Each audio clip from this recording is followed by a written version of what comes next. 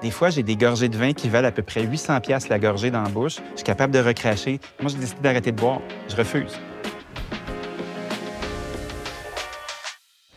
J'ai toujours trouvé ça important d'intégrer dans les moments d'espace public que je peux avoir du fait que je suis sobre, que ça se peut, que ça fonctionne.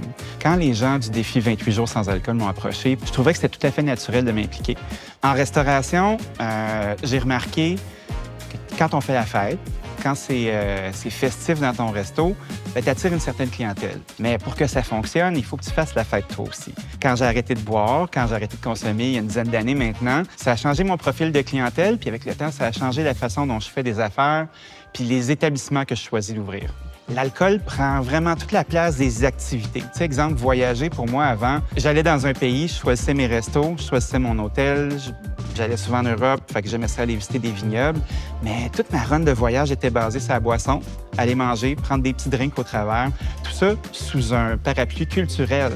Quand t'enlèves cette fonction-là, pour moi, je me suis rendu compte qu'il restait plus grand-chose. Il restait plus mes amis de brosse. La vie est devenue sèche dans tous les sens du terme. Puis il a fallu que je réapprenne. J'étais devenu une autre personne. Puis petit à petit, je me suis rebâti. Est-ce que je suis aussi rigolo qu'avant? Je pense pas.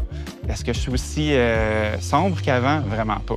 Je vis chaque affaire en temps réel. En janvier, en février, c'est le défi 28 jours sans alcool et j'appelle mes collègues et amis restaurateurs à participer en mettant en place des mocktails, que ce soit des créations, des prêts à boire, qui peuvent donner un petit coup de main à la cause. Ça va faire un petit effort, mais additionné au nombre d'établissements qu'il y a autour de nous au Québec, je pense que ça va aller à la bonne place. C'est un bel effort pour la cause. Je fais le défi 28 jours sans alcool pour aider mon entourage à prendre conscience de sa relation avec l'alcool et aussi pour la Fondation Jean Lapointe.